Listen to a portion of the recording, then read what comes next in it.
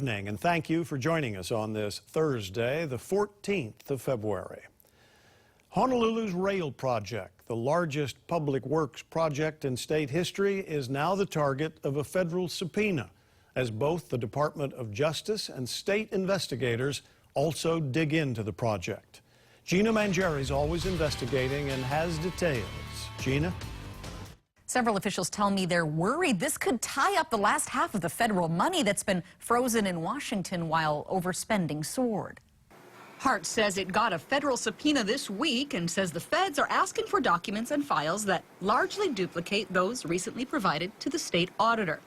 That agency recently issued a series of its own findings. I asked the auditor if there's a connection to the subpoena. Did you or your office go to the feds? No, we didn't go to the feds, and we didn't turn over any records to the feds. Are you required to? We're not required to. I think that during the course of an audit, our audit standards would require us to report things that we felt were criminal. And to clarify, did you come across anything that appeared to be illegal or criminal during the course of your audits? We did not. The county auditor has been digging in too. Councilmember Heidi Tsuneyoshi has called for a forensic audit. We have continued concerns about the procurement process and how contracts were let out and premature contracts that have gone out. So look forward to seeing what information is uncovered. And I think the bottom line is that we need to know what has gone on so we know the best way to go moving forward and what we need to do now. And yet, after all of that, the feds still feel that there are more documents and they have to subpoena for those documents. That's pretty serious. That's very serious.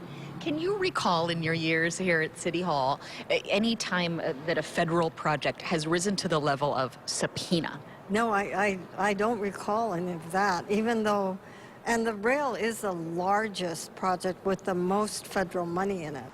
$1.55 billion pledged, but half of that held back in limbo, while Hart has submitted recovery plans to try to get the rest released. What implications do you think the subpoena has on the other half of the federal money pledged to us? Well, unless those documents are provided, I would not be surprised if the Fed said, well, okay, if you don't want to show us, we won't show you the money. The mayor is traveling to Japan, but his second-in-command said in a statement the city encourages and expects Hart's full cooperation and that the authority needs to continue building greater community trust. I guess the feds are finally saying, what happened to our money? We need the documents showing where did the money go. Before Hart, they were receiving the tax money. They were spending that money on huge contracts and subcontracts. Indeed, the feds want it all. Hart says the documents required include those going back to the project's beginning. All the consultant contracts, list of contractors, change orders, archaeological studies, and correspondence with the FTA about federal money. Does a subpoena as well imply that there could be legal or potential criminal implications rather than, again, an audit might be an accounting or a procedural look back? Because after all of the audit, the state auditor has gone in there, the city auditor has gone in there, and yet the feds have to subpoena for documents? Why is that?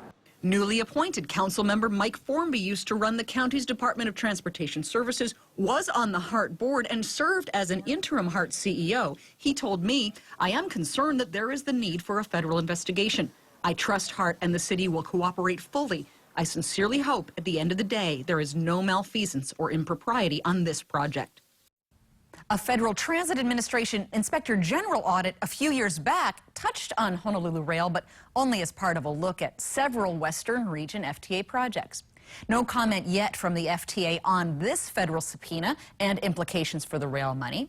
No other county-affiliated departments have received subpoenas, according to the mayor's office.